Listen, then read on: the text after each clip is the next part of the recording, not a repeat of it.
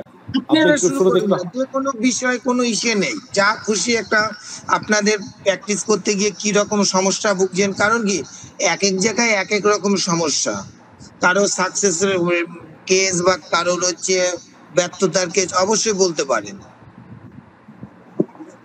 জি ঠিক স্যার, আছে। জি স্যার। আচ্ছা, এক নম্বর প্রশ্ন, আপনারা কি রকম প্র্যাকটিস করেন? কি রকম বলতে আমি বলতে চাইছি অ্যাকুট প্রেসক্রাইবার নাকি ক্রনিক প্রেসক্রাইবার? এখানে আসলে স্যার বেশিরভাগই নবীন আমরা যারা আছি, আচ্ছা অরিফদা হয়তো একটু বেশি প্র্যাকটিস করেন।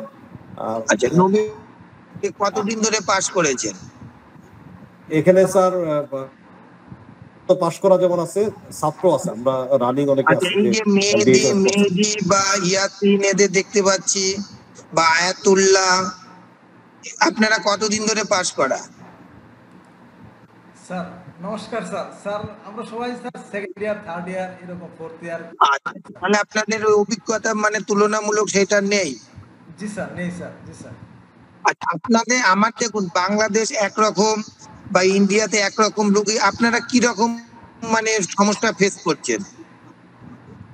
আমার কাছে আমার যদি উত্তর না থাকে অবশ্যই আমি চেষ্টা করব আগানোর জন্য, বলুন একদম স্যার মুক্ত কণ্ঠে, আপনারাও জানেন জি না স্যার, আমিও জি স্যার। জানি না।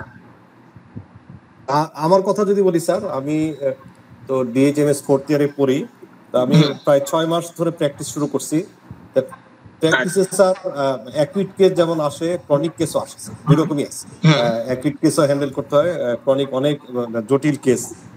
যেমন আমি বলি, একটা মেয়ে আমি চিকিৎসা করতেছি, তার হাতের নখ কালো হয়ে একদম মরে যায়। এটা এবং এটা এর উপর সার্জারি করছে, একবার তুলে ফেলছে, এরপরে আবারও একই অবস্থা। এই আচ্ছা পেশেন্ট আমার হাতে আছে। আমি প্রায় আমিও প্রায় 4-5 মাস যাবত চিকিৎসা করতেছি। মূলত সিফিলিনাম দিয়ে চিকিৎসা চলতেছে। আচ্ছা অনেকটা ভালোর দিকে, মানে পুরা কালো হয় নাই, মানে ইমপ্রুভ হচ্ছে, বোঝা যায়। মানে উদাহরণ হিসেবে বললাম আর কি, এরকম কেস আছে। মানে অ্যাকিউট কেস যেরকম হয়, ঠিক আছে, ভেরি গুড। ক্রনিক এটা কেসও হয়। সিপিলিনাম, হ্যাঁ সিপিলিনাম কি অ্যাঙ্গেলে দিলেন, মানে একটা ওষুধ দেবার তো একটা অ্যাঙ্গেল থাকে, এই জন্য আমি ওষুধটা দিলাম, কি রকম ভাবলেন ও, এটা বলেন, কোনো ব্যাপার না। জি স্যার, জি স্যার। প্রথমে কেস টেকিং করা হয়েছে তার। কেস আচ্ছা টেকিং এ সিফিলিনামের যে লক্ষণ, যেমন নাইট অ্যাগ্রেভেশন তার ছিল, জ্বর হতো, এই লক্ষণগুলো ছিল আর কি। আচ্ছা, আর যেহেতু রাতে নোট জ্বর নষ্ট হতো। হয়ে যাচ্ছে, হ্যাঁ, আরেকটা বলুন। নোট কালো হয়ে যাচ্ছে, একটা ডিস্ট্রাকটিভ আছে, হুম, তার টেন্ডেন্সি হুম, আছে। হুম। এইটা চিন্তা করা হয়েছে। আচ্ছা আচ্ছা, ঠিক আছে, একটুখানি ভাবলেন তো? হ্যালো, মানে জি স্যার। খারাপ কিছু ভাবছেন না তো? আচ্ছা, এবার দেখুন, আপনি দুটো কথা কিন্তু দুটো বড় বড় বড় বড় সিমটম বললেন, ঠিক আছে। জি আচ্ছা, স্যার। আপনারা আর কেউ কিছু বলবেন, আরো যে যারা উপস্থিত আছেন? হ্যালো, আরিফ বাবু কিছু বলেন। স্যার চৌবে সাহেব, একটা একটা করে হোক না স্যার, না না, একটা একটা করে এইটাই হোক। এইটাই মানে আপনি হলে কি ভাবতেন, এই কেসটাই আপনি হলে কি ভাবতেন? স্যার হ্যালো, আমি হলে সত্যি কথা বলতে সিফিলিনামই ভাবতাম। হ্যাঁ, কারণ কেন কেন বলছি, Why? একটা ওই হ্যালো, ডিস্ট্রাকটিভ নেচার আছে, এবং ওনার সমস্যাগুলো রাতে অ্যাগ্রাভেট হয়। হুম হ্যাঁ, সমস্ত জিনিসগুলো নিয়ে হুম, সিফিলিনামটাই ভাবতাম। আচ্ছা আচ্ছা, এখানে আমার যেটা প্রশ্ন, খালি কি সিফিলিনাম একাই? আপনারা যেটা একটা জায়গা অনেকটা জায়গা ঢুকেছেন, না বলছি না, উনি একটা কথা বললো রাতে জ্বর আসে, তাই তো বললেন তো? জি স্যার, জি স্যার। আচ্ছা, 2 নম্বর প্রশ্ন, নখটা কি দেখেছেন, নখটা পাতলা নাকি এবড়ো খেবড়ো মোটা? স্বাভাবিক যেরকম থাকে ওরকমই, শুধু কালো, এবার কালো। ছোট মোটা হয় না। কালোটা কেন হলো? কোনো ফাঙ্গাল ইনফেকশন টাইপের হয়ে নখটা ডেথ হয়ে গেছে, জি স্যার। রাইট তো? অনেক আগিয়েছেন অবশ্যই, যে ইট ইজ দ্য সিফিলিটিক ম্যানিফেস্টেশন। এইবার আরেকটুখানি ধরতে হবে মেন্টাল কন্ডিশন থেকে, এটা হচ্ছে মানে ফিজিক্যাল লেভেল অব্দি উঠলো। আপনি যদি বড়ি পড়েন, ফিভার অ্যাট নাইট, এবং হচ্ছে নেইল যদি হচ্ছে ডিস্ট্রাকটিভ কন্ডিশনে হয়, এবং ঠান্ডা জল দিলে যদি আরাম হয়, খুব ভালো ওষুধ কিন্তু অ্যাসিড ফ্লোর। জানেন কি, এখনই যদি বড়িকের বইটা থাকে, বড়িকের বইটা খুলে দেখে নেন, ওখানে লেখা আছে ফিভার অ্যাট নাইট। একটা জিনিস আমার কথা মনে রাখবেন, যদি কোনোদিন শোনেন যে জ্বরটা খালি রাতেই আসে, তখন চোখ কান বুঝিয়ে ফ্লুরিক অ্যাসিড 30 দুটো ডোজ দিয়ে দেবেন, ব্যর্থতার স্বাদ পাবেন না। বোঝাতে পারলাম? জি স্যার, জি স্যার। সিফিলিনাম হতেও পারে, না হতে পারে, বা সিফিলিনাম আমি পরেও ঢুকতে পারতাম, কিন্তু প্রথম স্টেজে ফ্লুরিক অ্যাসিড দিলে ভালো হতো। এই প্রসঙ্গে একটা কথা বলি, যেটা কেউ বলবে না, এই রুগী প্রচুর পাবেন, আরেক মাঝির দ্বীপ ওই দিকে অঞ্চলেও প্রচুর পাবেন। সাধারণত আমরা দেখতে পাই যারা জল নিয়ে বেশি কাজ করে বা এই যে ডিটারজেন্ট পাউডার গুলো ব্যবহার করে না, বুঝতে পেরেছেন?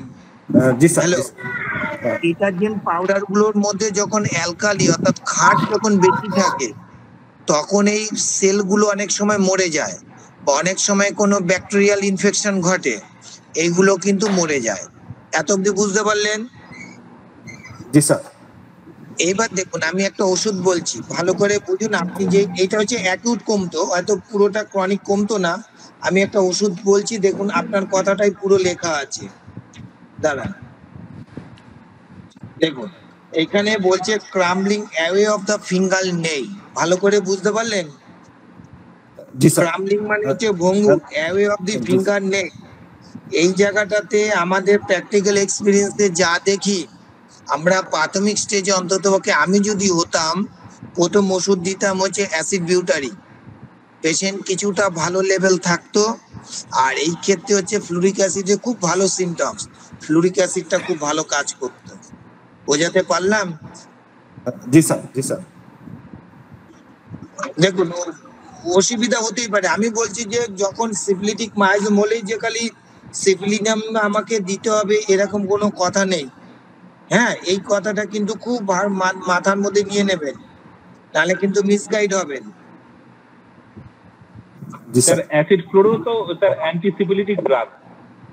হ্যাঁ, অনেক হতে পারে অ্যান্টিসিপিলিটিক, যাই হোক বেসিকটা মিলেছে, কিন্তু এবার দেখতে হবে আরো কি বেশ মানে সিমিলিয়ার আছে, মোর সিমিলিয়ার। আমাদের একটা কথা আছে, ইট ইজ দ্য মোর সিমিলিয়ার।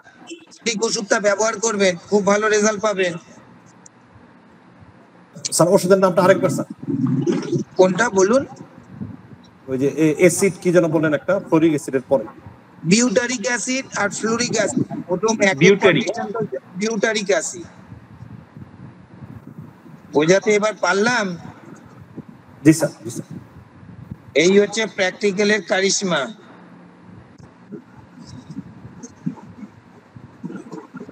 এবার দেখুন, ভালো করে দেখুন, আমি বরিকের একটা লাইন পড়ছি ফ্লুরিক অ্যাসিডের, যে প্রশ্নটা করলেন শুনুন।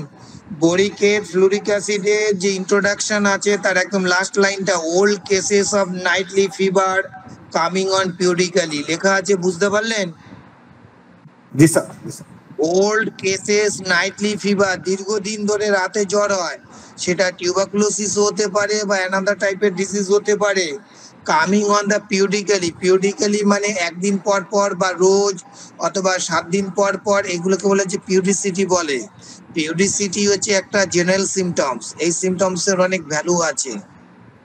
এবার বুঝতে পারলেন? তার সঙ্গে জি স্যার। ফিজিক্যাল মেকআপ যদি একটুখানি হচ্ছে ক্ষয়িত ভাব দেখি আমরা, খুব ভালো হয়। তাহলে দেখলেন আপনার কথাগুলো ঠিক বইয়ের মধ্যে লেখা আছে, আছে তো? জি স্যার। তাহলে স্যার এখন আমরা কি ফ্লোরিক অ্যাসিড আবার চিন্তা করতে পারবো না এই রোগীতে? না না, নেবার ফ্লুরিক অ্যাসিড দিতে হবে বলে এখন কোনো কথা নেই। দেখি না সিপ্লিনাম কতটা কাজ করে, কিন্তু প্রথম কেসটা ফ্লুরিক অ্যাসিড ভাসতে ছিল, খেয়াল করলেন তো? জি স্যার, জি স্যার। এই যে মিসগাইড হয়ে গেলেন এই জায়গাটাতে। আরেকটা দেখুন, ফ্লুরিক অ্যাসিডে লেখা আছে যেমন কি বলবো, ডিকুবিটাস, আচ্ছা এই নেইল গ্রো র্যাপিডলি, যদি এখানটা নেইল গুলো, এখানটা হচ্ছে এমনি যেটা ছিল ফ্লুরিক অ্যাসিড গরম দিলে হচ্ছে বাড়ে, আর হচ্ছে ঠান্ডা দিলে আরাম হয়। ঠিক সাইলিসিয়ার উল্টো, কিন্তু সাইলিসিয়ার কাজকে আবার কমপ্লিট করে কিন্তু হচ্ছে ফ্লুরিক অ্যাসিড। ওইখানটা একটা জায়গায় স্কিনে লেখা আছে টিস্যু ব্লোটেড।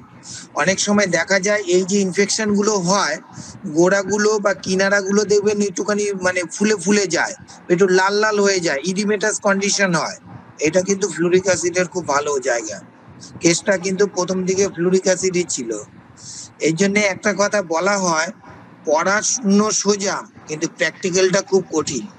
আর যতদিন না পর্যন্ত আউটডোরে রুগী না দেখতে পাবেন, ততদিন ক্লিনিক্যাল আই কখনো তৈরি হয় না।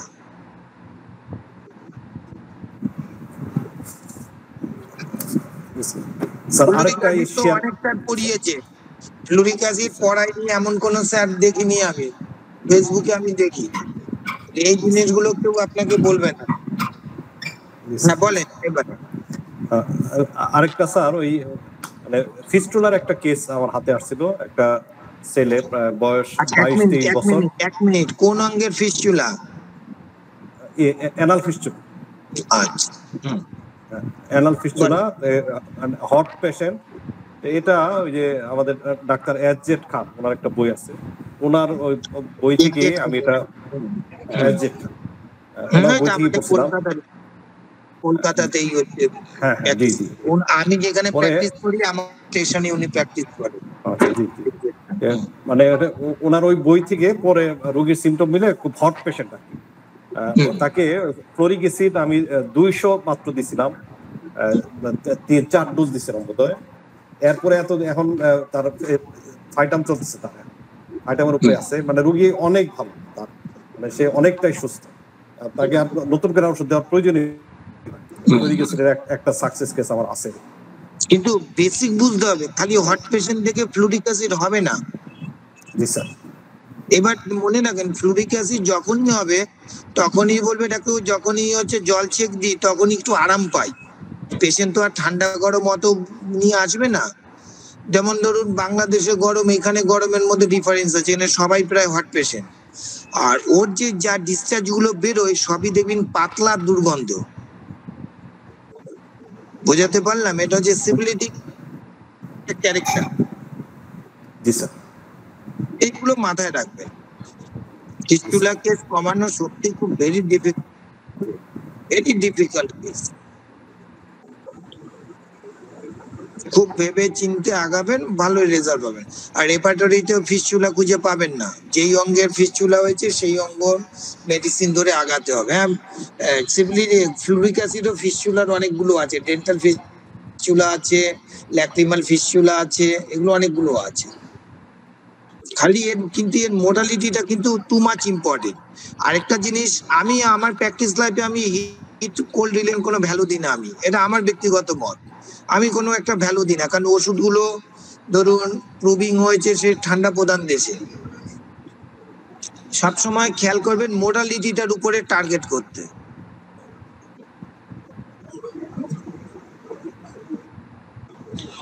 এগুলো ভাববেন, খালি যে সিফিলিটিক হলেই সিফিলি নামে আমাকে যেতে হবে কোনো কথা নেই। বলেন আর কি, আর কার কি সমস্যা আছে? বোঝা গেল ঠিক বললাম না ভুল বললাম? জি স্যার জি স্যার, বুঝতে পারছি স্যার, বুঝতে পারছি স্যার। হ্যালো, বিভিন্ন করবেন কিন্তু কপি করবেন না। একটা জিনিস খেয়াল করবেন, উনি এইটা হচ্ছে ইম্পর্টেন্ট, স্যার কি ওষুধ দেয় সেটা ইম্পর্টেন্ট নয়, স্যার কেন দেয় সেটা হচ্ছে ইম্পর্টেন্ট। সবসময় এই কথাটা মনে রাখবেন। কেন দিলাম, এই যে যেমন আমি বিউটারিক অ্যাসিড কেন দেব, ফ্লুরিক অ্যাসিড কেন দেব, তার পিছনে একটা লজিক থাকবে।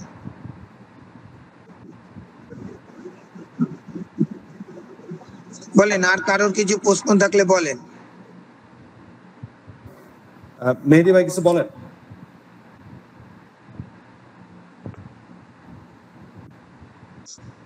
হ্যালো স্যার, আমার মানে হচ্ছে এই যে একটা ছোট মেয়ে আর কি, ওর বয়স 3 বছর। তো মানে ও যখন মানে মায়ের গর্ভে থাকে আর কি, ওর বয়স যখন 7 থেকে 8 মাস, তখন হঠাৎ করে ওর মায়ের প্রচন্ড মানে কাশি এবং শ্বাসকষ্ট টাইপের সিমটম শুরু হয়। পরবর্তীতে ওকে হচ্ছে মানে সিজার করতে হয় আর কি, প্রিমেসিওরি হয় এবং ওয়েট লেস হয়।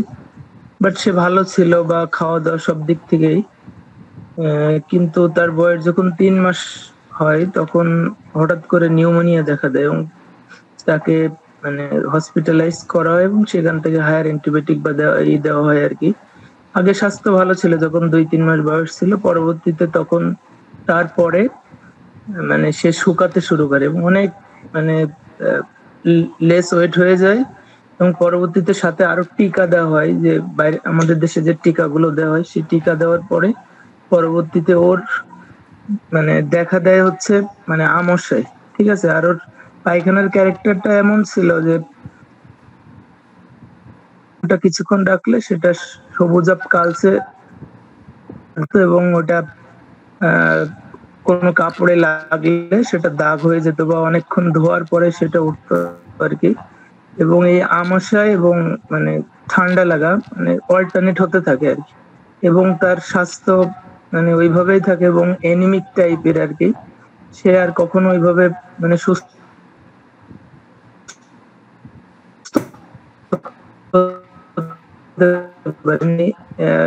রিসেন্টলি মনে করেন স্যার সাথে যে কৃমি যেটা বলে আর কি, মানে গুঁড়ো কৃমি বলে যেটা, এই ধরনের সমস্যা আছে।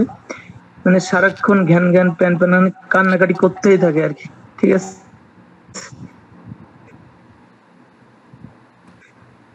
মানে কোনো জ্বালাতন করতেই থাকে, ঠিক। আর ওই ওয়েটটা মানে তার বয়স 3 বছর হয় নাই, মানে অনেক হ্যাংলা পাতলা বা ওয়েট 8 কেজি 8.5 কেজি এরকমই রয়ে গেছে আর কি। তো ওকে ওর মানে খাওয়ার ইটা অল্টারনেটিং হতে থাকে আর কি। কখনো ডিম পছন্দ করে, কখনো দেখা গেলো নুন পাত থেকে তুলে নিল এরকম, আবার কখনো মিষ্টি জাতীয় খাবার খুবই মানে পছন্দ করে, এরকম অল্টারনেটিভ হতে থাকে সবসময় আর কি। আর মানে ক্যারেক্টারটা এরকম মানে বাড়াটা মানে দিনের বেলায় কান্নাকাটি করে বেশি এরকম, আর রাত্রে মানে সবসময়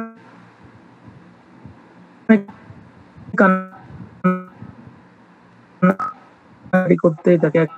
একটা কিছু বলা হলো মুখ মানে গুমরা করে বসে থাকলো, আবার 10-12 মিনিট পর আবার স্বাভাবিক হয়ে গেল, এরকম মুড সুইং। কখনো খেতে পারতো না, বমি হতেই থাকতো আর কি।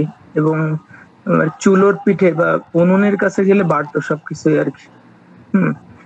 এবং তাকে ওই সময় তাকে হচ্ছে অ্যালোপ্যাথিক ট্রিটমেন্ট নিতে হয়, ইনফেকশন দেখা দেয়, প্রস্রাবে ইনফেকশন বা অন্যান্য ইনফেকশন দেখা দেয়, এবং ওইভাবে মানে কেয়ারে থাকার পরবর্তীতে সে মানে জন্মায় আর কি।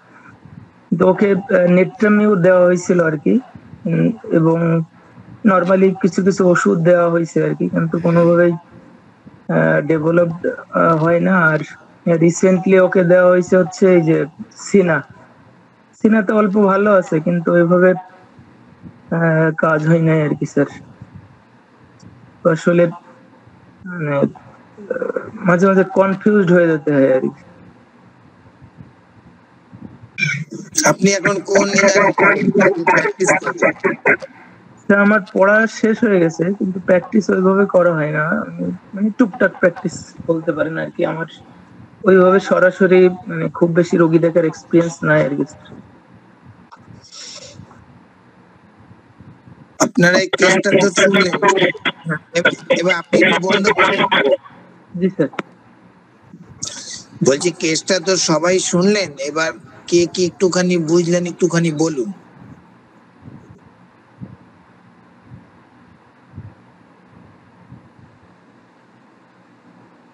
সবাইকে এই প্রশ্নটা দিলাম। এটা কি স্যার স্যার অরিক বলছি স্যার, বলছি স্যার এটা স্যার থাইরয়েড কোনো ডিসঅর্ডারের জন্য হতে পারে, কারণ ওর ম্যালনিউট্রিশন হচ্ছে এবং মুড সুইং এর ব্যাপারটাও থাইরয়েড কারণে হয় অনেক সময়। তারপরে তার কৃমির প্রাধান্য আছে, এইসব থেকে স্যার থাইরয়েডিজমের কথা স্যার মনে আসছে স্যার। পারে থাইরয়েডিজম একটা ডিফেক্টিং অন্য, কিন্তু না এইভাবে ভাবলে হবে না।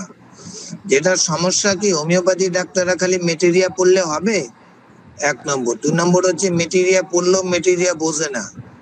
মেটেরিয়া বুঝতে গেলে যত হোমিওপ্যাথিক ওয়ার্ল্ডের বড় বড় ডাক্তার সবাই কিন্তু সাবজেক্ট গুলোরে ভালো করে জানতো। মানে এটা আমার ইয়াতে বলছি, বেশি করে ওয়েস্ট বেঙ্গলে যত বড় বড় হোমিওপ্যাথ তারা এক একজন সব এমবিবিএস ফিজিশিয়ান ছিলেন। 2 নম্বর হচ্ছে আমরা যদি ঠিকঠাক না জানি, আজকে ধরুন উনার বাচ্চা, এবার উনার বাচ্চা যদি কোনো ডাক্তারের কাছে যায় পরামর্শ যদি না দিতে পারে ভেরি মুশকিল। আগে বুঝতে হবে আন্ডার ওয়েটটা কি রকম। এখানে যেটা হচ্ছে সেটা হচ্ছে চেঞ্জেবল অফ সিমটমস হচ্ছে। ভালো করে বুঝুন, জন্ম বাচ্চা মার যখন অতটাই বমি করতে ছিল, এই ডিহাইড্রেশন বা ল্যাক অফ ভাইটাল ফ্লুইড এটারে আগে ধরতে হবে। সেই জায়গাতে ইফেক্ট। আর 2.5 কিলোর কমে যখন বাচ্চা হয় 2.5 কেজি, তাকে বলা হয় LBW, low birth weight baby. L মানে লো, বি মানে বার্থ ওয়েট বেবি। ন্যাচারালি যেই বাচ্চা দুর্বল হবে সেই বাচ্চাই হচ্ছে রোগ সংক্রমণ হবে, যেটাকে বলে infection disease. It is the diarrhoea বা নিউমোনিয়া এক্সেট্রা। যেমন ভারতবর্ষে যত বাচ্চা মারা যায় বেশি করে হচ্ছে ভিলেজে, তার মেইন হচ্ছে রেসপিরেটরি ডিস্ট্রেস। এই যে যত আমাদের আইডি হসপিটাল আছে কলকাতার, সব বাচ্চা যত মারা যায় সব এই দুটো রোগেই ভোগে। 3 নম্বর দাঁড়িয়ে আছে ব্যাট অফ ভ্যাকসিনেশন। এই 3টে জায়গা থেকে সিমটমস গুলো কিন্তু উদয় হয়েছে। 3টে হচ্ছে স্টিগমা। এই 3টা স্টিগমাকে না নাড়াতে পারলে যতই আমি ওষুধ দিই কিচ্ছু কমবে না। একটা লেভেল অব্দি গিয়ে ওষুধ কমবে, তারপরে ওষুধ গিয়ে কমবে না। এই জন্য কেন্টে বলবো না,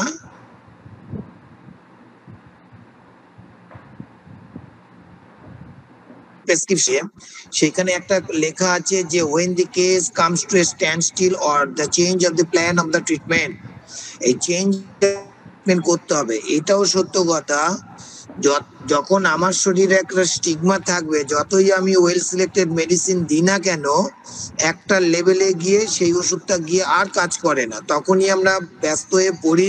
ব্যাপারটা কি হলো, ওষুধের অ্যাকশন কি কারণে নষ্ট হচ্ছে? পেশেন্ট কি নষ্ট করছে, নাকি এমন একটা কিছু কভারিং হয়ে আছে আমার ওষুধ গিয়ে ভেদ করতে পারছে না? এই ক্ষেত্রে সবার আগে ধরতে হবে এই বাচ্চা সেটা হচ্ছে একটা নিউমোনিয়া ভুগেছে। আমরা যদি পাঠক রেপার্টরি করি, পাঠক রেপার্টরিতে একটা লেখা আছে নেভার ওয়েল সিন্স, তারপর থেকে আমি ভালো নেই। Never well since after the pneumonia, আমি নিউমোনিয়ার পর থেকে একদমই ভালো নেই। সেখানে একটাই মেডিসিন হচ্ছে ক্যালিকার্ব।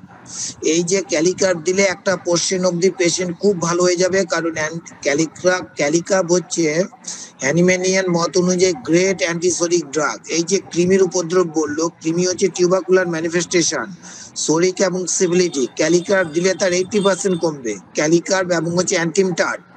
এই অ্যান্টিমটাড হচ্ছে ব্যাড এফেক্ট কভার করবে, সেটা হচ্ছে এই ভ্যাকসিনেশন। তাহলে এই দুটো দিলে পেশেন্ট অনেক অনেক কভার করবে। আর পেশেন্টের যে ডায়রিয়া সিমটমসটা তখনকার ছিল, এখন আছে কিনা আমি জানি না, সেটা হচ্ছে একদম typical symptoms. It is the স্যানিকুলা।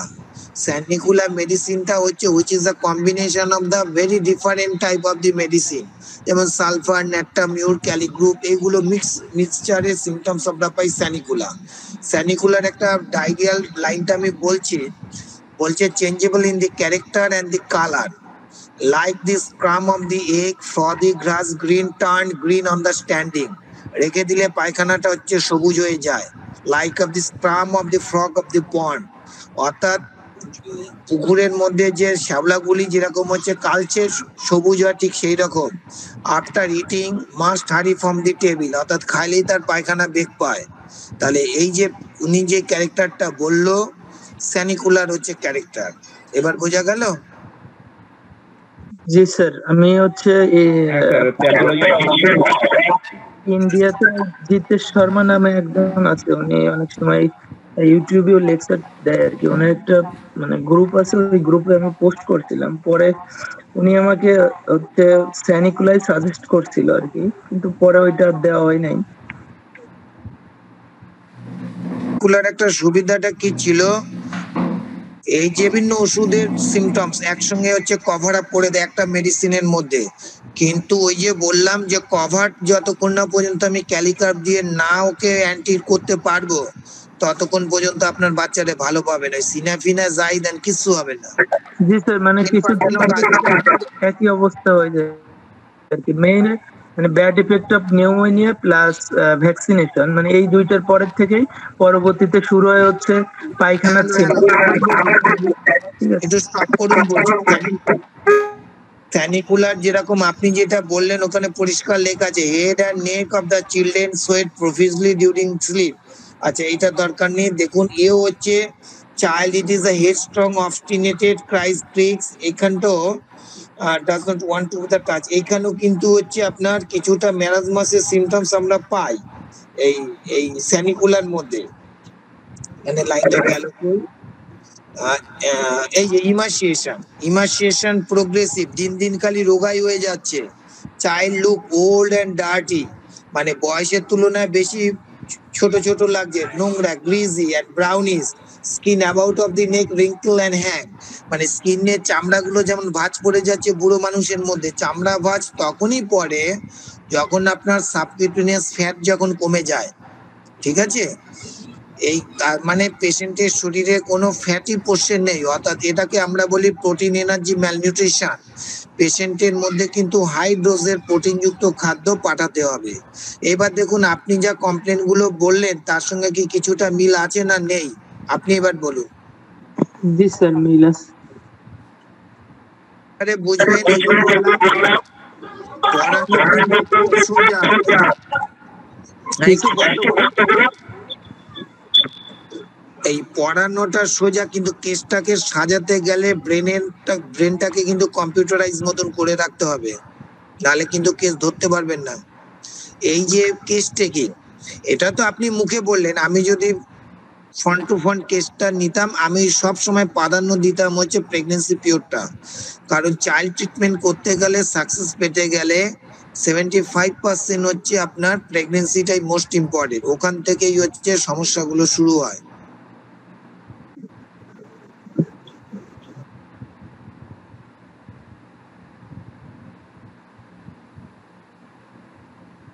এবার আপনারা বলুন, কেসটার কারো কিছু বুঝতে অসুবিধা হলে। স্যার, ওই প্রেগনেন্সি পিরিয়ড থেকে যদি ধরতেন, ওখানে কি কি বিষয়গুলো মাথায় রাখতে হবে স্যার, একটু বলুন।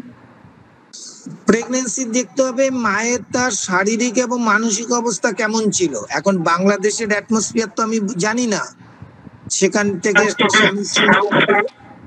না আমি বলছি না, আপনার কেসটা আমি বলছি না, আমি অ্যাজ ইউজুয়াল। কারণ একটা ডাক্তারকে যেই জায়গায় সে প্র্যাকটিস করে সেই জায়গা তাকে অ্যাটমসফিয়ারটা বুঝতে হবে।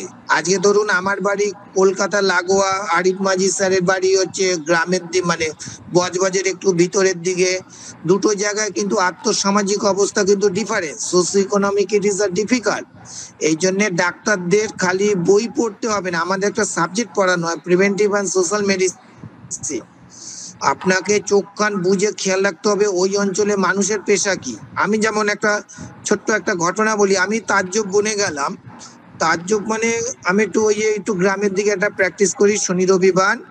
মা ফোন করে বলছে মেয়েটাই তো দেখতে সুন্দর, আপনাদের কমিউনিটি মুসলিম কমিউনিটি। বলে কি বলবো ডাক্তারবাবু, আমার মেয়েটা হচ্ছে 1 প্যাকেট করে রোজ সিগারেট খায়। আমি তো জীবনও কেস টেকিং এর ক্ষেত্রে এই প্রশ্নটা আমি করতাম না, কারণ আমার আইডিয়াই নেই মেয়ে ওরকম সিগারেট খেতে পারে। বুঝতে পারলেন? এই হচ্ছে সিচুয়েশন। কোনখান থেকে কিভাবে কি তথ্য আসবে, সেখান থেকে কেসগুলো কিভাবে সাজাবো। আর 2 নম্বর হচ্ছে ম্যাক্সিমাম সিমটমস আমাদের বলে না, বেশি করে হচ্ছে মেন্টাল সিমটমস, ভেরি ডিফিকাল্ট।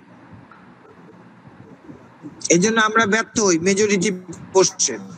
আমি যে বুদ্ধিগুলো করি, আগে ছোট ছোট ওষুধগুলো দিই, দিয়ে পেশেন্টের কিছু তো কমবেই, কমার পরে তারপরে পেশেন্টকে আমি স্ট্রাইক করি।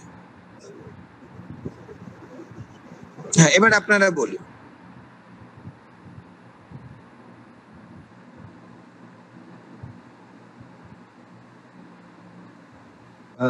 সালাউদ্দিন ভাই বলেন কিছু।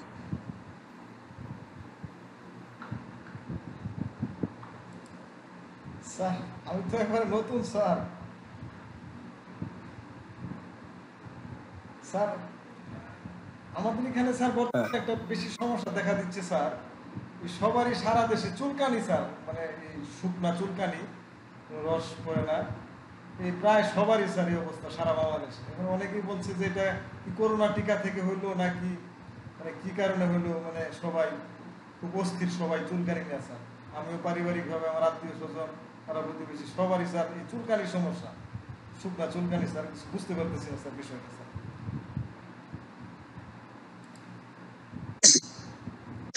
কি বলি বলেন তো, ভ্যাকসিনের সমস্যা হলে তো ইন্ডিয়াতেও যা ভ্যাকসিন, তো বাংলাদেশের ভ্যাকসিন ইন্ডিয়া থেকেও গেছে। আমি ধরুন সরকারি চাকরি করি বলি আমি অনেক আগে ভ্যাকসিন সরকারি তরফ থেকে ফ্রিতে, কিন্তু তাহলে তো আমাদেরও হতো, বা আমার এই অঞ্চলে পাইনি। আপনি দেখুন আপনার অঞ্চলে কি একটা ডিফেক্ট ঘটছে, কোনো কেমিক্যাল সাবস্টেন্স বা কি একটা ঘটছে। আর চুলকুনি যেটা হচ্ছে সেটা হচ্ছে আপনার যেহেতু এটা সংক্রামক রোগ, একজনের থেকে আরেকজনে ঢুকছে। অ্যাকুট যদি চুলকুনি হয় সেটার মোডালিটি আপনি ধরুন, বুঝতে পারলেন? হ্যালো, জি স্যার, জি স্যার। মোডালিটি ধরুন, মোডালিটি না ধরতে পারলে আপনি চুলকুনি কমাতে পারবেন না। আর একটা কথা বলে দিই, এটা সবসময় যে মানে কমবে কোনো কথা নেই। যদি অ্যাকুট যদি কোনো স্কিন ডিজিজ দেখেন বা চুলকুনি যদি দেখেন, আপনারা স্পঞ্জিয়া মাদার টিংচার 2 ফোঁটা করে দিনে 2 বার 4-5 দিন 5-6 দিন খেতে দেবেন। টেম্পোরারি কিছুটা রিলিফ হবে যদি কোনো ওষুধ বাঁচতে না পারে। তারপরে আপনি যেই ওষুধটা ভালো পাবেন সেই বুঝে ওষুধ দেবেন। মোডালিটি ধরুন। আর সবচেয়ে ভালো হয় যে কারণটা কি হয়, কোনো কেমিক্যাল বা কোনো কিছু, এগুলো ক্ষেত্রে একটুখানি দেখুন, তাহলে একটু ভালো রেজাল্ট পাবেন। আর টেম্পোরারি কমাতে গেলে স্পঞ্জে মাদার টিংচার 2 ফোঁটা করে দিনে 2 বার 5 দিনের মতো দিন, ভালোই রেজাল্ট পাবেন। স্যার অনেক ধন্যবাদ। এটা কিন্তু আমার প্র্যাকটিক্যাল অভিজ্ঞতাটা আমি বলছি। আচ্ছা, এই প্রসঙ্গে আমার একটা কথা মনে পড়ে। এটা হচ্ছে আমি একটা পাকিস্তানি ডাক্তারের একজন আমি একটা লেখা পড়তেছিলাম, আমি পড়েই হচ্ছে মানে অসম্ভব হয়ে গেছি। এই আগের রবিবারই আমি ট্রেনে বসে বসে ফেসবুক দেখতে গিয়ে আমি বিভিন্ন রকম ডাক্তারের সঙ্গে সংযুক্ত, আমি কেসটা পড়তেছিলাম। দেখুন আমরা সবসময়, এটা তো অর্গানলের কথা ভুল নয় কখনোই, যে আমরা ডিপ অ্যাক্টিং ওষুধ যারা সাধারণত ক্রনিক করে দেখবেন 10-12টা ওষুধের মধ্যে চলাফেরা করে। একটা স্কিন ডিজিজ পিকুলিয়ার ভাবে অ্যাস্টেরিয়া রুবেন্স দিয়ে কমালো, উনি কেসটা পুরোটাই দিল, উনিও মানে খুব কষ্ট হয়েছে কমাতে। উনি প্রথম মেডিসিন গ্রাফাইটিস দিয়েছিল, পরের মেডিসিন আরসাইড দিয়েছিল, পরের মেডিসিন অ্যাস্টেরিয়া রুবেন্স দিয়েছিল, তার পিছনে পুরো ব্যাখ্যা দিয়েছে, খুব ভালো লাগলো আমার। দেখুন আমি এতদিন পড়াশুনো করেছি, আমি কোনোদিন আমি মানে পড়িনি যে স্কিন ডিজিজের ক্ষেত্রে আমি অ্যাস্টেরিয়া রুবেন্স দেব। দেখুন সবার থেকে শেখার আছে, এটা মনে রাখবেন। উনি এত সুন্দরভাবে দিল যে কেন্ট রেপার্টরিতে সিঙ্গেল পার্টিকুলার সিমটমসের উপরে উনি প্রেসক্রিপশন করে গেল। আমি হলে সত্যি সত্যি আমি অন্য ওষুধ দিতাম। যেমন কেসটা ছিল যে সিমেট্রিক্যাল 2 পায়ের মধ্যেই ছিল। এটা তো আমি আপনাদের অনেক জানেন যে আমার প্রেসক্রিপশনের ধরন, কিন্তু সত্যি সত্যি কেন্ট রেপার্টরিতে একটা লাইন ছিল, দেখবেন 1002 পাতার মধ্যে কেসটা লেখা আছে, eruption, back of the feet, itching, একটাই ওষুধ আছে, সেটা হচ্ছে অ্যাস্টেরিয়া রুবেন্স। আমি বাড়িতে এসে রেপার্টরিটা খুললাম, হ্যাঁ লেখা আছে। আর back of the feet, itching with ulcer, একটাই মেডিসিন আছে, সেটা জিঙ্কামেট। ওই যে উনি একটা লাইন ধরে যে কমালো, এটা কিন্তু আমার চোখের দৃষ্টিশক্তি কিন্তু খুলে দিল। এই আর কিছুক্ষণ আগে একজন বললো না এই জেদ খানের হচ্ছে ওই ফ্লুরিক অ্যাসিড শেখাটা, আমি ওই রকম বলতে চাইছি না, আমি বলতে চাইছি যে কেন দিল। আমি কিন্তু উনার কথা আমি বিশ্বাস করিনি যতক্ষণ না পর্যন্ত আমি কেন্ট রেপার্টরি বাড়িতে এসে আমি না খুলে দেখেছি। ওনার সাথে সাথে কিন্তু আমি আরেকটা মেডিসিন শিখে নিলাম, চুল করলে হচ্ছে আমি অ্যাস্টেরিয়া রুবেন্স দেবো, ওই কেসটাই যদি আলসার হতো সেক্ষেত্রে আমি জিঙ্কামেট লিকামেট দেবো। এবার আপনি ভাবুন যে অ্যাস্টেরিয়া রুবেন্স স্কিন ডিজিজের ক্ষেত্রে আসে, কেউ আমরা ভাবি না। অ্যাস্টেরিয়া রুবেন্স হচ্ছে স্টারফিশ, আর এই যে স্পঞ্জিয়া এটা হচ্ছে সামুদ্রিক একটা মাছ। তা এই দুটো কিন্তু এখন আমার মনে হয় যে স্কিন ডিজিজের পক্ষে সত্যি ভালো। আবার বলছি ইট ইজ ইলিগালি, এটা হয়তো অন্যান্য সিনিয়র স্যাররা থাকলে আমাকে কপ করে ধরবে কিভাবে এইভাবে প্রেসক্রিপশন করা যায় বা জুনিয়রদের মিসগাইড করি না। কিছু কিছু ক্ষেত্রে আমাদের কিছু একটা শর্ট অ্যাক্টিং মেডিসিন দিয়ে নালে পেশেন্ট দাঁড়াবে না, বাংলাদেশে বললো যে হুমকি দিচ্ছে, মানে কি ডাক্তার না কমলে আমি ওইখানে গিয়ে মাটি পড়া দেবো, মানে মাটি লেপেল দিয়ে, মানে গ্রামার দিকে যে এরকম হয় যে হোমিওপ্যাথিক উপর ভরসা রাখতে পারে না। আমাদের কাছে অনেকে ভরসা রাখতে পারেন, অনেক সময় চলে যায়। বেশি করে গ্রামের দিকে আমরা দেখি যে খুব তাড়াতাড়ি না কমাতে পারলে পেশেন্ট আমাদের থেকে মলম টলম ওইসব কথাবার্তা বয়ে চলে, কিন্তু পেশেন্ট চাই ইনস্ট্যান্ট রিলিফ। এই জুনিয়রদের পক্ষে কিন্তু ইনস্ট্যান্ট রিলিফ দেওয়া ভেরি ডিফিকাল্ট টাস্ক, কারণ জুনিয়রদের আমরা কেউ শেখাই না যে কোন ওষুধটা দিলে টেম্পোরারি একটু কমবে। বোঝাতে পারলাম? আপনাদের দিতে হবে কোনো কথা নেই, কিন্তু আমি একটা ওয়েটা আমি দেখিয়ে দিলাম।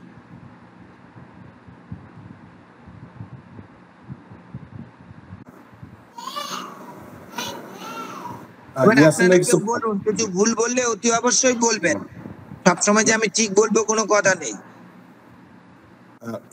ইয়াসিন ভাই কিছু বলেন।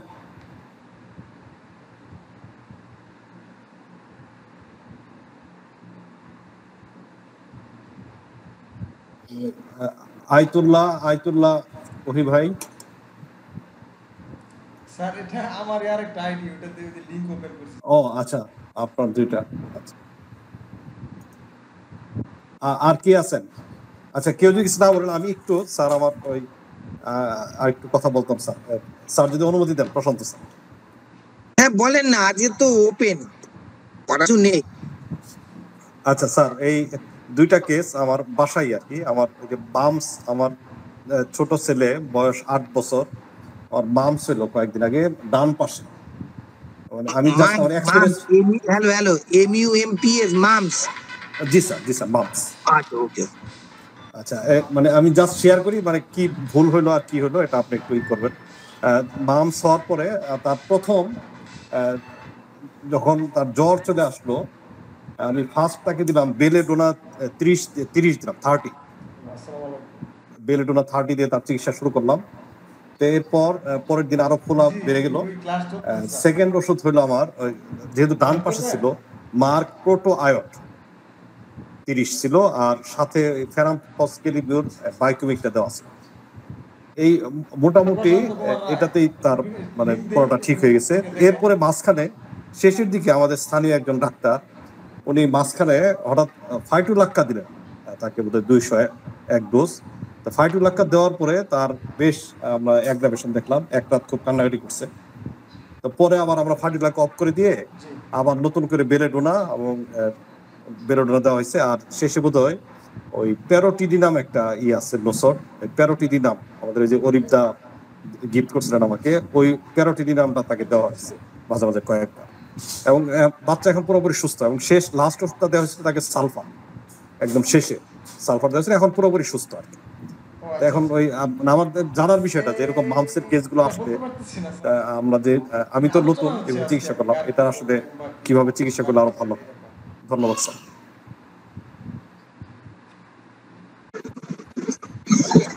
আপনার ট্রিটমেন্টটা কিরকম হয়েছে বলুন তো? কাঁচা হাতে রেলগাড়ি চালানোর মতন হয়েছে, মানে ওষুধগুলি দিয়েছেন ভাগ্যক্রমে কমে গেছে।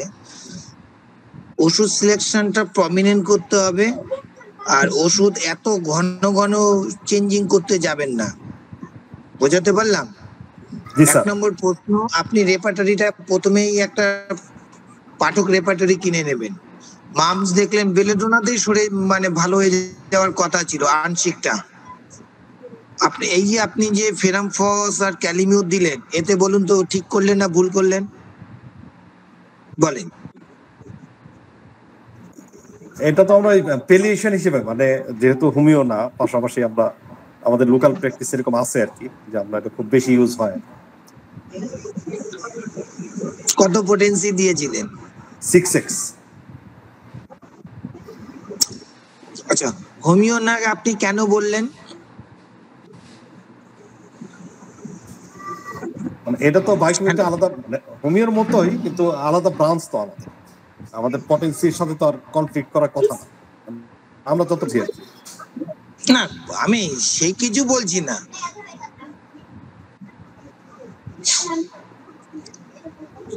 আরে বাবা বায়োকেমিক বলে কিছু আছে? টোটালটাই তো হোমিওপ্যাথিক। হোমিওপ্যাথিকে কয়টা স্কেল? এই যে ডেসিসিমাল স্কেলের আবিষ্কারকর্তার নাম আমি ভুলে গেছি, কিন্তু হেরিং সাহেব সুসলা ডেসিসিমাসকে খুব সুসলা না সুসলার তো বায়োকেম ওইটা আলাদা ব্যাপার। আমি একটু খণ্ডটা বলে দিই। মানে ব্যাপারটা কি হয়, কেউ এত ওষুধ ক্যারি করতে না পারলে, এত মনে না রাখতে পারলে শর্টকাটে ওইটুখানি করে। আপনাকে 2x 3x 12x 30x এটা কি ওষুধ দিতে কি আপনাকে কেউ বারণ করেছে, নাকি আপনার ফার্মাসিতে নেই বলুন তো একবারে, আছে কি না নেই? ফার্মাসিতে নেই স্যার। কে বলেন নেই?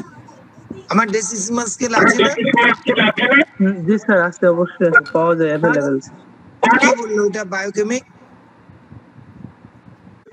1 নম্বর। পরে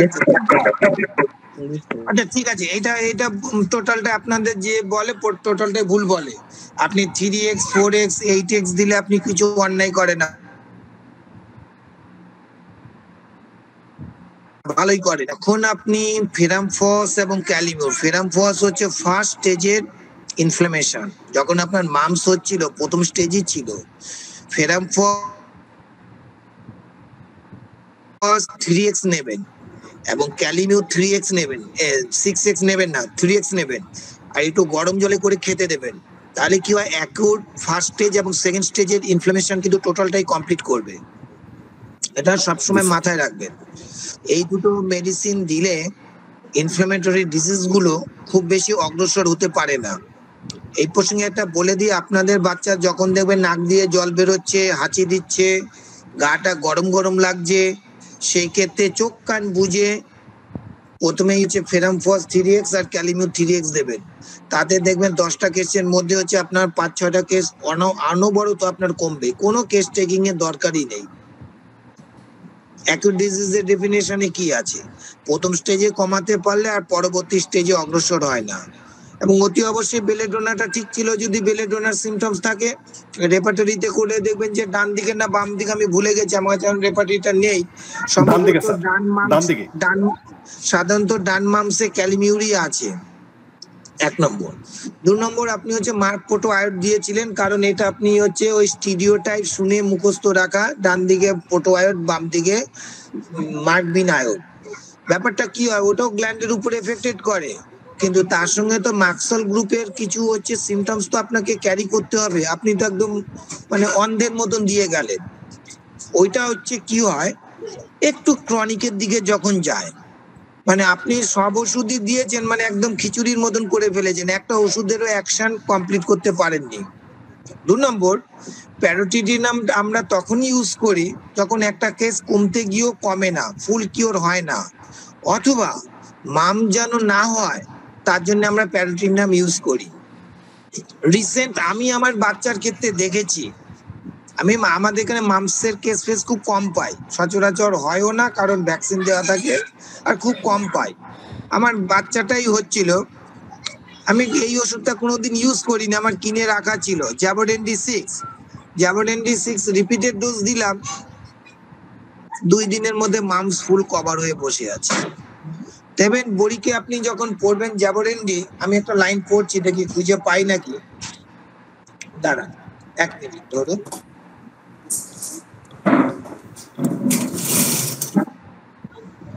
হ্যাঁ, এই জ্যাবোডেন্ডিতে দেখুন, এতেও দেখুন যে আপনি যখন বড়ি পড়বেন, যে প্রথম যে ইন্ট্রোডাকশন থাকে তার লাস্ট লাইন লেখা আছে, a valuable remedy in the limiting the duration of the mumps, a valuable remedy in the limiting the duration of the mum's.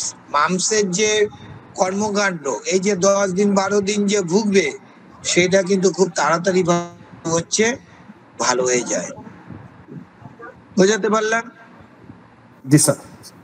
অনেক ওষুধ আছে এখন রেপার্টরি যদি আপনি খোলেন, মামসের ক্ষেত্রে রাস্টক্সও আছে, ক্যালিমিউরও আছে, আরেকটা জায়গা হার্ডেনিং হয়ে মনে থাকে, যেমন হচ্ছে মামসটা হয়েছে কিন্তু ফোলাটা কমছে না, ক্রনিক সোয়েলিং হয়ে আছে, সেই রুব্রিক্সের আমার হয়তো রেপার্টরিটা দেখতে হবে, এরকম প্রচুর আমাদের ওষুধ আছে।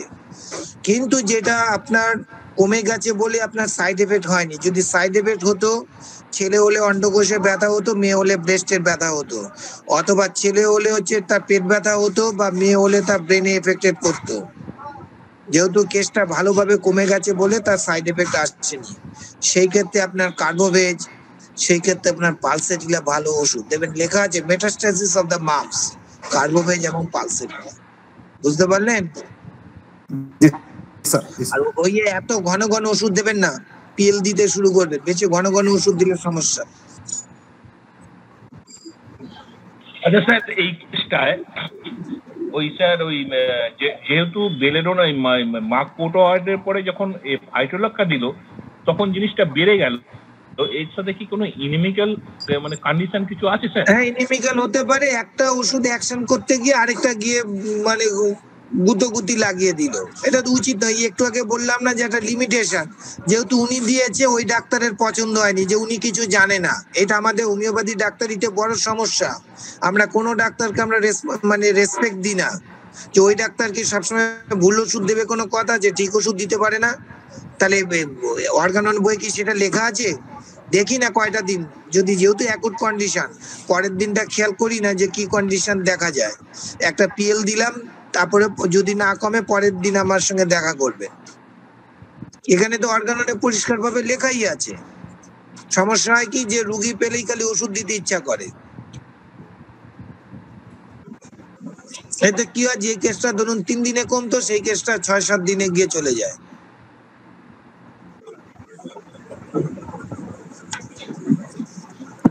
স্যার ওই একটুখানি স্যার বুঝিয়ে দেন স্যার, মামসের সাথে ওই যেটা যদি এটার ব্যাড এফেক্ট হতো তাহলে টেস্টিস বা মেয়েদের পেটে যে ব্যথাটা হয় এটা কেন হয় স্যার, এটা যদি একটু বুঝিয়ে দিতেন।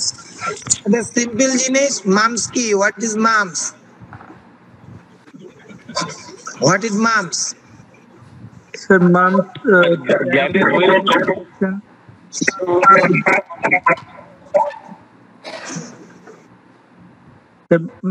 কেউ।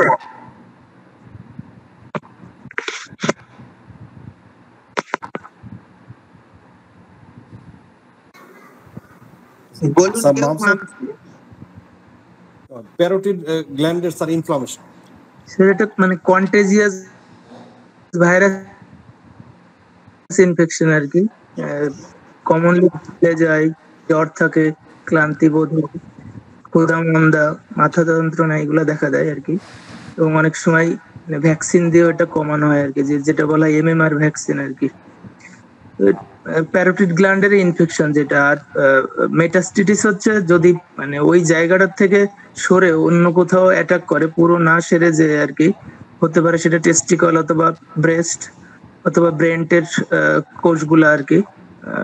এটা হয় আর কি, দেখা যায় আর কি, যেটা অনেক ক্ষতিকর।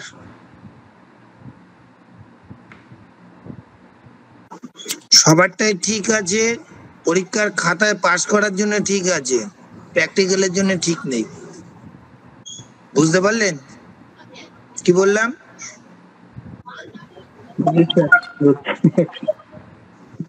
সব ঠিকই বলেছেন, তবুও পুরো ক্লিনিক্যাল ফিচার্স বলেননি। যাটুকু বুঝেছেন, বই পড়া মুখস্থ ব্রেনে করেছেন বা যাই করেছেন, প্র্যাকটিসে গিয়ে লবডঙ্ক হবে। সিম্পল ভাবে ভাবেন, একটা জিনিস বলেছি যে পড়াশোনার কোনো দাম নেই যতক্ষণ না পর্যন্ত প্র্যাকটিক্যাল অ্যাপ্লিকেশন করতে পারবেন। Parotid gland, what is parotid gland? এবার প্যারোটিড বাদ দিন, simple it is a gland. গ্ল্যান্ডের একটা ইনফেকশন হয়েছে, সেই গ্ল্যান্ডের ইনফেকশন মেটাস্টাসিস হয়ে আরেকটা গ্ল্যান্ডে গেছে, এইটাই তো বাংলা কথা, তাই না? ওইটা তো প্র্যাকটিস অফ মেডিসিনের ভাষা সম্পূর্ণ ঠিক বলেছেন। তাহলে ব্রেস্ট একটা গ্ল্যান্ড নয়, মেমারি গ্ল্যান্ড নয়, টেস্টিস একটা টেস্টিকুলার গ্ল্যান্ড নয়, তাহলে এই থিঙ্কিং গুলো আসছে না কেন? তার মানে এটাকে বলা হচ্ছে লিম্ফয়েডের মাধ্যমে হচ্ছে ইনফেকশন গুলো স্প্রেড করে যাচ্ছে। তাহলে আমাকে যখন দেখতে হবে গ্ল্যান্ডুলার এনলার্জমেন্ট, আমার কি ওষুধ আছে, সেই ওষুধগুলোকে আমি হচ্ছে প্রেসক্রিপশন করব। এবার মাথায় ঢুকলো? হ্যাঁ স্যার, ঠিকই বলেছেন, এটা লিম্ফ গ্ল্যান্ড দিয়ে ওটাকে স্প্রেড করে। আগে কি বলেছি আচ্ছা, সব এইবার আপনি বোঝা গেল। যা বলেছেন পরীক্ষার খাতা লেখার জন্য ঠিক আছে, প্র্যাকটিসে লবলঙ্কা হবে। 1 মিনিটের মধ্যে প্র্যাকটিস অফ মেডিসিন বুঝতে হবে, 1 মিনিটের মধ্যে মেটেরিয়াল সিলেকশন করতে হবে, আর 1 মিনিটের মধ্যে আস্তে আস্তে পেশেন্টের পিঠে চাপ দিয়ে বলতে হবে, যান আপনার সম্পূর্ণ সমস্যা কমে যাবে। এবার বুঝতে পারলেন? রেপার্টারিতে যখন করবেন মেটাস্টেসিস খুঁজবেন বা গ্ল্যান্ডুলার এফেকশন বলে কি আছে, কেন্ট রেপার্টারিতে ঢুকে যাবেন, ইট is a gland, it is a hardness. ওই জন্যই তো আপনারা প্র্যাকটিসে গিয়ে পারেন না, আর প্র্যাকটিস আপনাদের কেউ শেখাবেও না কোনোদিন।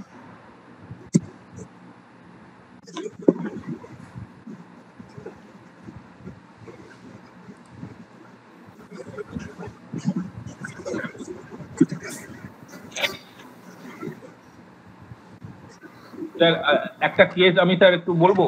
হ্যাঁ, এইটাই লাস্ট কেস। আচ্ছা ঠিক আছে স্যার, বলছিলাম পেশেন্ট বেশিক্ষণ ধরে দর্জির কাজ করে, তো সুতরাং ওকে পা ঝুলিয়ে কাজ করতে হয়। যখনই পা ঝুলিয়ে কাজ করে তার পা দুটো ফুলে যায়, প্রায় 1-1.5 ঘন্টা কাজ করার পর পা ফুলে যায়। আর তার সাথে আছে তার কি বলবো মানে কোমরের যন্ত্রণা এবং হাঁটু, আর যদি কোনো দড়ি দিয়ে বা গামছা দিয়ে পা দুটোকে বেঁধে রাখে, যখন খোলা না থাকে তখন তার পেনটা কমে যায়।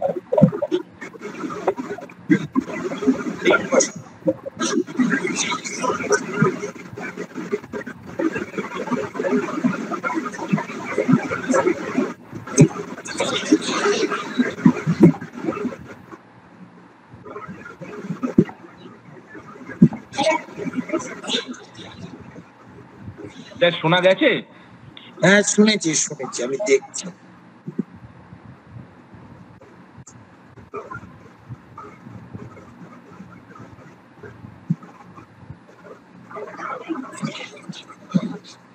হ্যাঁ, আপনার কেসটা সিম্পল হচ্ছে ম্যাকফসের কেস। পরিষ্কার সিমটমস হচ্ছে ম্যাকফস। স্যার এতে কি স্যার পায়ের যে সোয়েলিংটা পা ঝুলিয়ে বসলে যেটা হয় এটাও কমে যাবে? তো হবে, হ্যাঁ, দীর্ঘদিন ধরে দীর্ঘক্ষণ ধরে হচ্ছে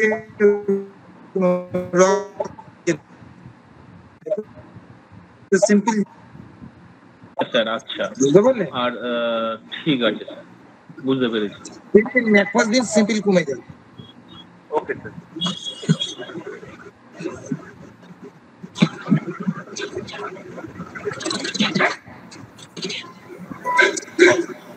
স্যার একটা ওই যে সম্পর্ক একটা প্রশ্ন, যে তাহলে আমরা ওই যে যখন ইউজ করব তখন কি হোমিও দিব না, এরকম যে শুধু দরকার নেই, যে কোনো একটা, সব ওষুধই ভালো কাজ করে। জি স্যার, ঠিক আছে, সব ওষুধ ভালো কাজ করে।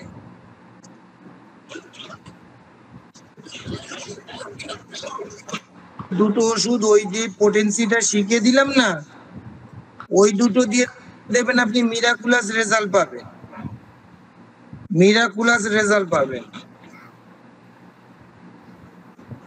Thank you sir. দেখুন, আমি একটা কেন্ট রেপার্টারিতে দেখছি 1405 পাতা, দেখুন সোয়েলিং লেখা আছে। সোয়েলিং মানে ফুলে উঠেছে, সোয়েলিং অফ দি গ্ল্যান্ড পরিষ্কার আছে। আফটার দ্য স্কারলেট ফিভার, এই মামস, স্কারলেট ফিভার যদিও মামসকে বলতে পারবো না, এই যে গ্ল্যান্ড সোয়েলিং, তার আন্ডারে সাব রুব্রিক্সে লেখা আছে ইট ইজ এ ইনফ্লেমেটরি। এই রুব্রিক্সটারে ধরতে হবে, সোয়েলিং, গ্ল্যান্ড, ইনফ্লেমেটরি, এইভাবে ওষুধগুলো আসবে। বুঝতে পারলেন? তার মধ্যে একটা হার্ডও একটা রুব্রিক্স আছে। এই প্র্যাকটিসটাও এইভাবে করে একটুখানি ঝামেলা করে আগাতে হবে। প্র্যাকটিস মানে তো একটু ঝামেলার ব্যাপার। আচ্ছা, আমরা যে কোনো মামসের শুরু থেকে জ্যাবোরেন্ডি 6 দিতে পারি তাহলে? হ্যাঁ, যে কোনো। আচ্ছা, আপনারা আপনাদের দেশে কি দেয় কানের মধ্যে একটা পর্দার মতন একটা চেপকিয়ে দেয়? দেয় কি? আমাদের এইখানে দেয় না স্যার, আমাদের এলাকায় না। আচ্ছা, ওইটা হচ্ছে বেলেডোনা থাকে। ও আচ্ছা, ওখানে বেলেডোনা থাকে, আমাদের এই দেশে দেয়। ঠিক আছে, তাহলে স্যার এই যে রিপার্টরির কথা বললেন, রিপার্টরি হচ্ছে কেন্ট এবং পাঠক রেপার্টরিটা বেশি গুরুত্বপূর্ণ। অ্যাকিউট করতে গেলে পাঠক লাগে, আর রেপার্টরিতে খুব দক্ষ হতে হবে।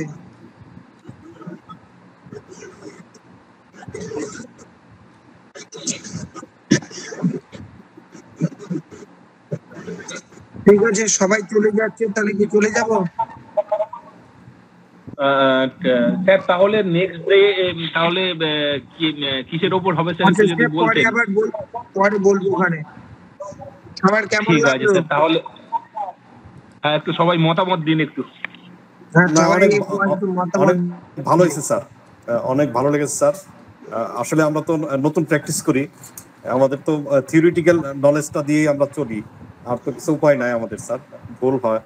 তা আপনারা যদি স্যার মাঝে মাঝে আমাদের একটু ভুলগুলো ধরাই দেন, আমরা স্যার ঠিকভাবে শিখতে পারবো স্যার, এটাই অনুরোধ স্যার।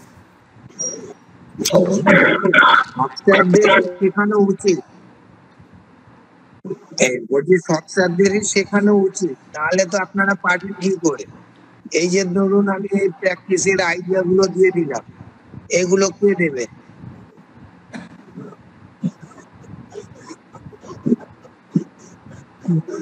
মানে সবাই মানে লেকচার বা মেডিসিন পড়ানো বা এগুলার দিকে ফোকাস দেয় বা এগুলাই করে থাকে, কিন্তু প্র্যাকটিক্যালি যে ইমপ্লিমেন্ট ক্লিনিক্যালি এটা আসলে খুবই কমই শেখায় আর কি সবাই। স্যার খুবই ভালো লাগলো আজকে। স্যার মানে বরিক বা অন্যান্য ম্যাথমেটিক ক্ষেত্রে খুব এক্সপার্ট, সেটা বুঝতে পারলাম আর কি স্যার। লাইন বাই লাইন মুখস্থ আছে আর কি। স্যার আমাদের মানে মূলত তো জানি আর কি আপনাদের দেশে মানে সব থেকে বেশি গুরুত্ব দেওয়া হয় আর কি মানে আপনাদের বিএসএমএস বা অন্যান্য কোর্স গুলাতে, যে পাশের ক্ষেত্রে বা যাই বলেন না কেন সেটা হচ্ছে অ্যালেন্সকি এবং বরিক। এটা কি সত্য কথা? হ্যাঁ সত্য, কিন্তু যারা ভালো প্রেসক্রাইবার তারা সব বই পড়ে। আপনি যখন সব বই পড়বেন না, তখন দেখবেন প্র্যাকটিস করতে সময় লাগবে। এই যে ধরুন আমি আজকে কি পড়াবো সেটা কি আপনারা বলে দিয়েছেন? আপনারা এক একটা করে প্রশ্ন করছেন, আমি কিন্তু এক এক করে উত্তর দিয়ে যাচ্ছি। এই ক্লাস কিন্তু সবচেয়ে কঠিন।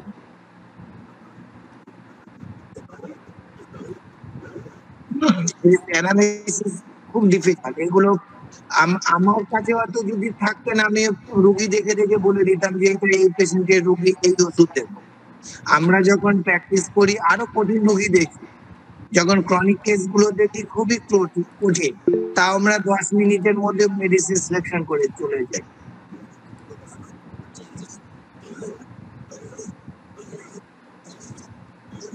স্যার মোটামুটি ইভ্যালুয়েশন অফ সিমটমটা স্যার আমাদের একটু স্যার শেখাতে হবে স্যার। হ্যাঁ, ইভলিউশন অফ সিম্পটম না জানলে কোনোদিন ডাক্তার হতে পারবে না। স্যার এইটা নিয়ে স্যার নেক্সট দিন এইটা নিয়ে স্যার যদি একটুখানি বলেন। আমাদের একটা সুবিধা হয় কি, আমরা বিভিন্ন বিষয় জানি, তো আমরা কেসটাকে ধরতে আমাদের খুব তাড়াতাড়ি হয়।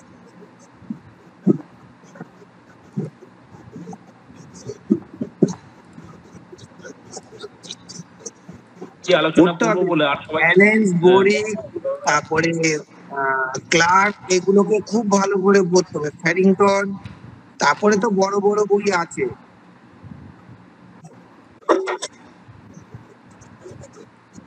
অ্যাকচুয়ালি আমাদের পড়ানোর স্টাইলে ভুল। আমি বাংলাদেশে জানি না, আমাদের এখানকার যে পড়ানোর স্টাইল টোটালটাই ভুল, কোনো প্র্যাকটিক্যালের উপরে।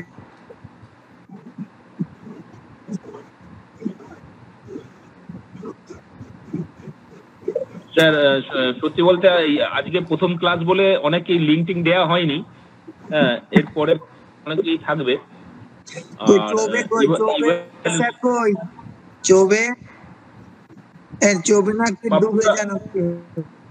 হ্যাঁ চৌবে পাপুদা মাইকটা অন করে কথা বলো স্যারের সাথে। স্যারের ক্লাসটা খুব ভালো লাগলো। হ্যালো হ্যালো, হ্যাঁ শুনতে পাচ্ছি, বলুন। আপনার বক্তব্যগুলো খুব ভালো লাগলো, আর যেভাবে আপনি টপিক আলোচনা করলেন খুব ভালো লাগলো। আচ্ছা, আমার ওই কেসটা যেটা দিয়েছিলাম আপনাকে, ওই লেখেছি তার ক্যালেন্ডুলার যেটা দেয়া হলো। হ্যালো, হ্যাঁ শুনতে পাচ্ছি, বলুন। কোন কেসটা জানে একটু বলুন। ওই যেটা পায়ের ছবি, একটা নোকের ছবি পাঠিয়েছিলাম আপনাকে, হ্যাঁ হ্যাঁ হ্যাঁ তো ওই ছবিটা যেটা আপনি ওই ডায়াবেটিস আর ক্যালিকুলা পোটেন্সি 30 বলেছিলেন খেতে দিতে, তো ল্যাটিসিস দেওয়ার পরেও এখনো পুজ আসছে স্যার। আর মানে ব্যথা যেটা ছিল আগের থেকে একটু ব্যথাটা কম আছে, তাহলেও এখনো পুরোপুরি রিকভারি হয়নি। হ্যাঁ, ওই ওষুধই থাকবে, আর চেঞ্জ করবেন না, ওটাই রিপিট হয়ে চলে আসবে। তারপরে আর সিমটম গুলো তুলে রাখুন, তারপরে আরেকটা মেডিসিন বলে দেবো, কিন্তু এখনো কোনো ওষুধ দেবেন না। আচ্ছা, ঠিক আছে।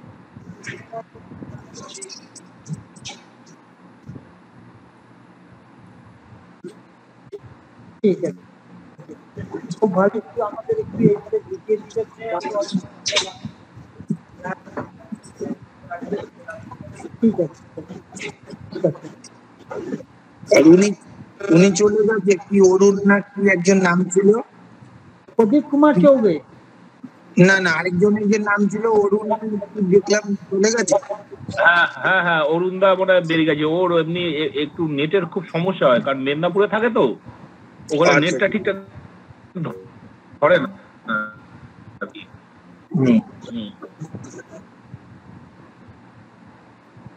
আর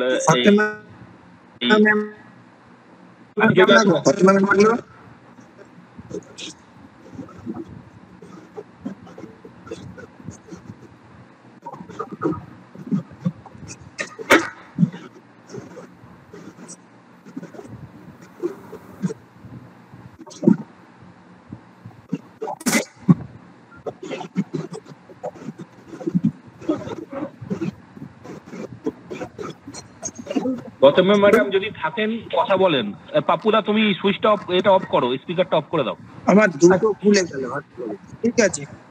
হ্যাঁ, আপনার দুটো খুলছে। গৌতম ম্যাডাম যদি থাকেন, আপনি ক্লাস সম্বন্ধে কিছু বলুন।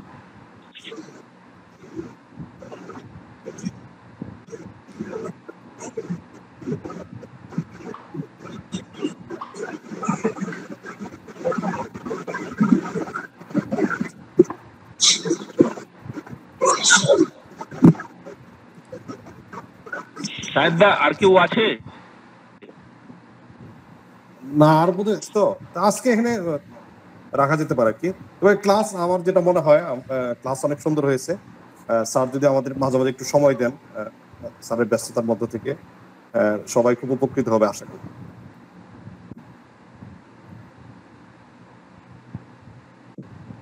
স্যার কি বেরিয়ে গেলেন নাকি? স্যারও বেরিয়ে গেছে। আচ্ছা আচ্ছা। আর এই কিছু জন আছে আমাদের আছে, সব ক্লাসে ঢোকে ক্লাস করে তো, নাকি এমনি অনলাইন চালিয়ে রেখে দেয়, বুঝতে পারি না। 11টা বেজে গেছে তো হয়তো। আচ্ছা আচ্ছা আচ্ছা, আজকে আমার ওয়াইফও ক্লাস করলো আজকে। আমরা 2 আইডি খুলে বসছিলাম। এই যে আমি এখন আমার ওয়াইফেরটা দিয়ে আমি আছি, আমারটা আমার ওয়াইফ বেরিয়ে গেছে, আমার ওয়াইফেরটা আছে। ওই তো এবার ডিএইচএমএস ভর্তি হয়েছে ফার্স্ট ইয়ার। যাক যাক, ভালো হয়েছে। আজকে আয়াতুল্লাহ দা কিছু বললেন না তো? এটা ওই যে আমাদের সালাউদ্দিন ভাই, উনি হোস্ট হয়েছে তো, একজন 2 আইডি, টেকনিক্যাল কারণে 2 আইডি ইউজ। আচ্ছা আচ্ছা আচ্ছা, ওই জন্য। ঠিক আছে, অসুবিধা নেই। আর তাহলে এবারে, তাহলে সামনের সপ্তাহ তাহলে এগুলো দিয়ে দেন। ওই লিঙ্কটিং যারা ক্লাস করতে চায় সিরিয়াস ভাবে, তাদেরকে অ্যাড করে নেন। এইভাবে শুক্রবার করে ক্লাস হোক। হ্যাঁ, তাহলে যদি ওই বিষয় স্যার ঠিক করে দেয় আর ওপেন বললে তো আমরা এই করে প্রচার করে দিতে পারি, অন্যান্য গ্রুপে দিয়ে দিতে পারি যে সবাই তাহলে ঢুকবে। আর যদি বলেন যে লিমিটেড থাকবে, এটা তো আপনি বললেন যে স্যার বলবে আসলে, মানে এটা কি বড় হবে নাকি ছোটই থাকবে? এটা স্যারকে যে একবার জিজ্ঞাসা করে নিচ্ছি, নিয়ে তাহলে সেই অনুযায়ী ছোটই থাক, কারণ আমরা কিছু জন শিখি। কারণ অনেক মাথা ঢুকলে অনেক মুশকিল। মানে বিশ্বস্ত যারা শিখতে চায় তারা ঢুকুক, অন্য গ্রুপে দিতে চাইছি না এই মুহূর্তে। আচ্ছা আচ্ছা, থাক, সমস্যা আমাদের মধ্যে। হ্যাঁ, কথা হোক। মেহেদী ভাই কি বলে? মেহেদী ভাই আছেন?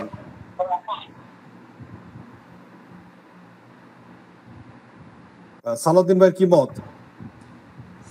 স্যার আপনারা সবাই আলোচনা করে যে সিদ্ধান্ত নিলেন স্যার, এটা ভালো হবে স্যার। আর আরিফ মাঝি স্যার, উনি তো স্যারের সাথে যেহেতু এখানে আছেন, উনি আরিফ মাঝি স্যারের মন মেজাজ সম্পর্কে ভালো জানেন।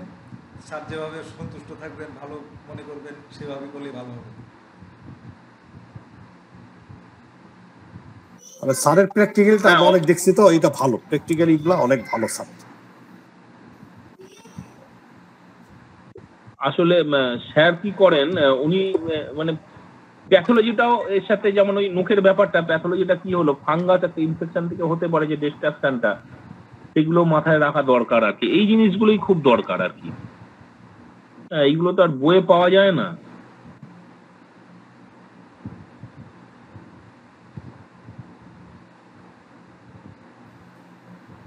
অরিফদা, হ্যাঁ বলেন বলেন। এই যে ফেরাম ফসকেলিং ইউজ করতেছি, স্যার তো দিল আজকে একদম ধরায়, এখন কি করার বলে? আমি তো ধরেন যে কোনো রোগী আসলে ফেরাম ফসকেলিং দিয়ে দিই সাথে, বেলেডোনা ব্রাইনিয়া বলে কোনো কথা নাই, সাথে ফেরাম ফসকেলিং দিয়ে দিই, রেজাল্টটা খুব ভালো পাই।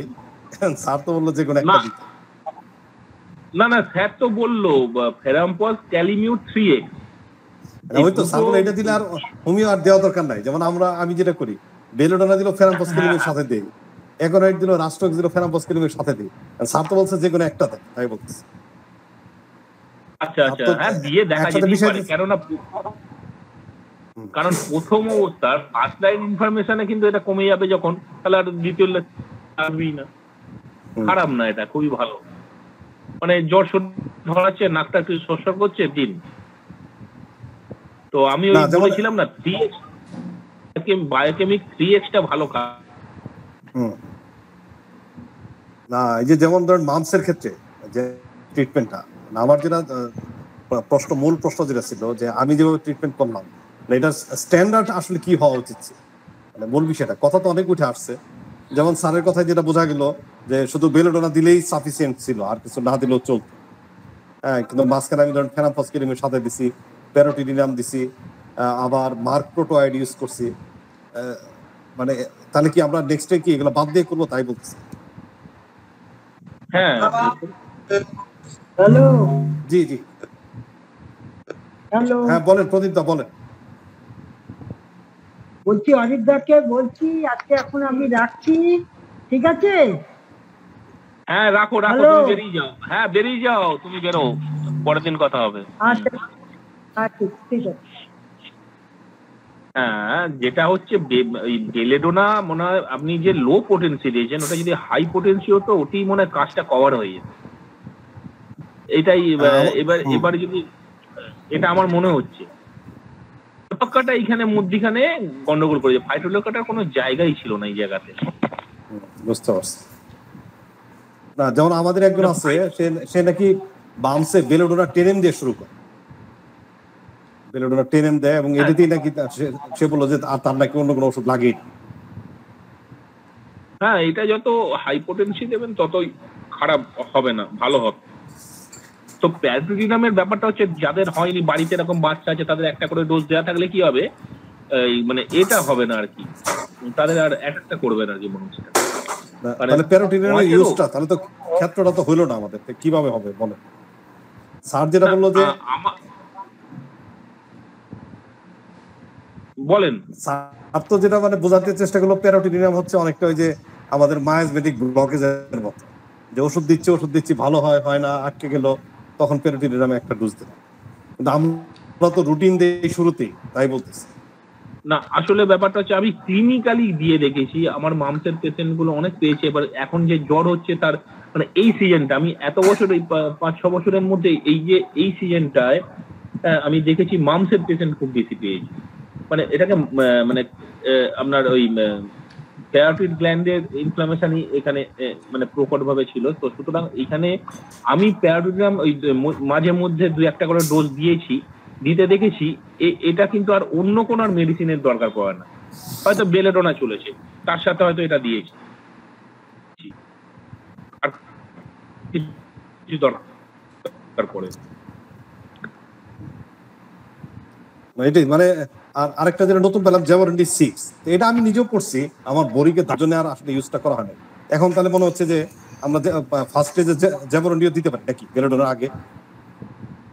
একদম একদম একদম জ্যাবরনি দিয়ে দেখা যেতে পারে। তাই না? আরে জ্যাবরনি দুদিন খাক না, দুদিন না কমলে তারপরে বেলে আসা যেতেই পারে। না এটা কিভাবে বুঝলাম আমি বলি আপনারে, আমার বাচ্চারা যখন এবার হইলো মামস, তার কিন্তু মুখ ফুলে গেছে কিন্তু বেলের কোনো লক্ষণ ছিল না।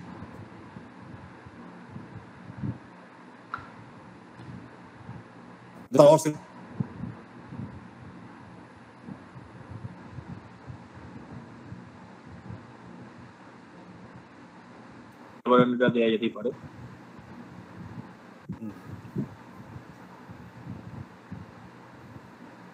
না ঠিক আছে, প্রশান্ত স্যারকে এরকম ধরে আমাদের ওই ইভ্যালুয়েশন অফ সিমটমটা একটু শিখতে হবে।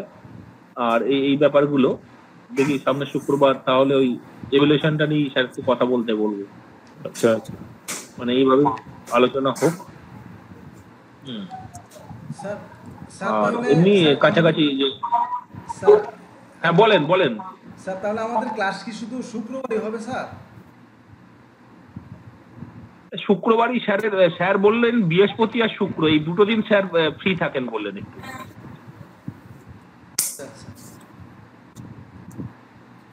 এখন অরিদা আমি যেটা বুঝলাম, এখন স্যাররা তো কষ্ট করে বলেন। ক্লাস নেয়, আমার মনে হয় যে মানে অংশগ্রহণের ওই বেশি থাকলে স্যাররা খুশি হবে, মানে কম থাকলে আমাদের জন্য লাভ। হ্যাঁ। ঠিক আছে, কিন্তু বেশি হলে স্যার খুশি ঠিক আছে, থাকবে। অসুবিধা নেই। আপনি অন্য মানে বাইরের গ্রুপগুলোতে এখন দিতে বারণ করছি এই কারণের জন্য, হ্যাঁ গ্রুপ শেয়ার দিলে এই মুহূর্তে স্যারের থেকে তাহলে একটুখানি পারমিশন নিয়ে নিতে হবে তাহলে। না বাইরে দিব না, আমরা বাইরে দিব না। আমার কথা হচ্ছে যে আপনার পরিচিত যারা আছে আপনি ঢুকাই দেন, আমাদের পরিচিত যারা আছে আমরাও ঢুকাই দিই।